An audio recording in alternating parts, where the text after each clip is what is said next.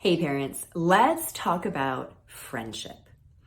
One of the hardest things for a parent to navigate is watching their child's friendship interactions and wanting to get involved because parents want their kids to be happy and they want their kids to hang around good people and they want their kids to be popular. And so it can be really tough when your notions of friendship don't match what you are seeing play out in front of you.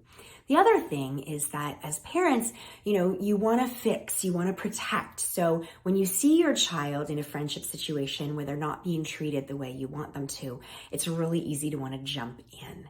So I want to take a couple of minutes and just offer a little guidance about how to help navigate those friendships. The first thing, and this is the hardest thing, is to understand that your child is a very different person from you.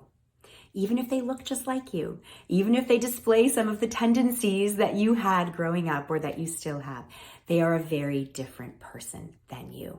So you might be watching one of their friendships and thinking, God, I don't know if this is good for them, but your child might be very happy spending time with that person. That person might be someone who matches their energy level and matches their interests and that they feel really safe with and that they trust and respect.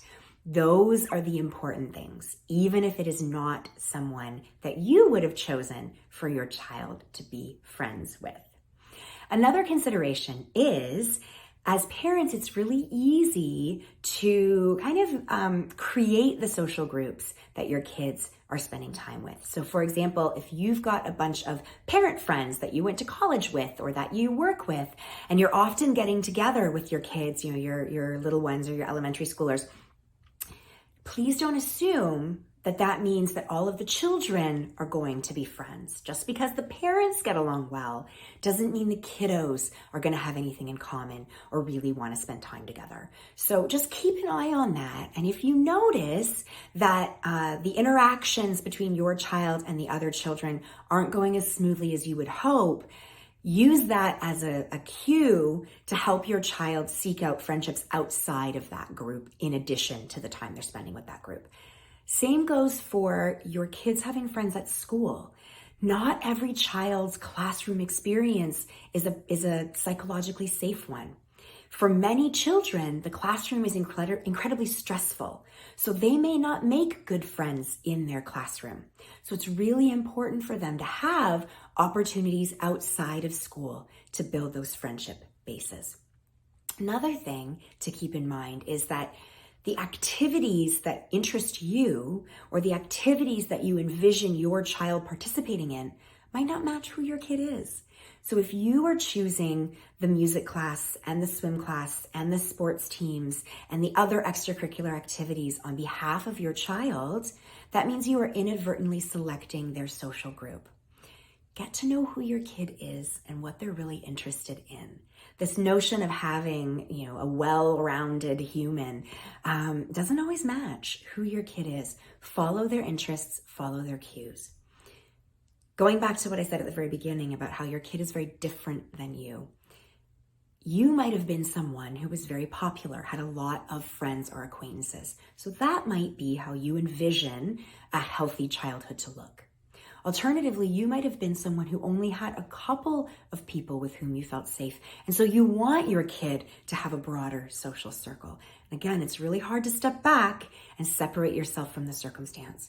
We know from the research that it is more important for people to have a small group of close friends who they trust, who respect them, and with whom they feel safe and comfortable than it is to have a much broader group of people who are acquaintances.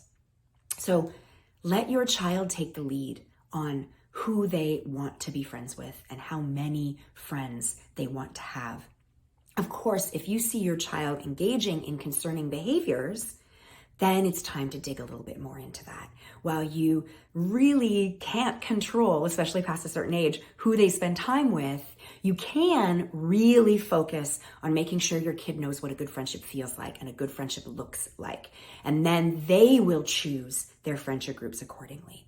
And the last thing I'm going to say is that part of them knowing what a loving, trusting, respectful friendship feels like starts with a loving, trusting, respectful, safe home environment.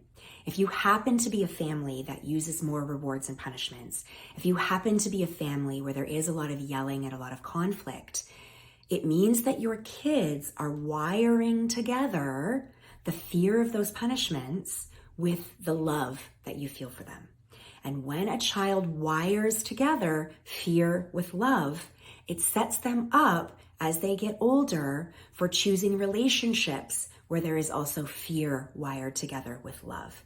So it's worth taking some time to consider the interactions that are happening in your house, because that's the base upon which your kids are going to know what safety and security feels like.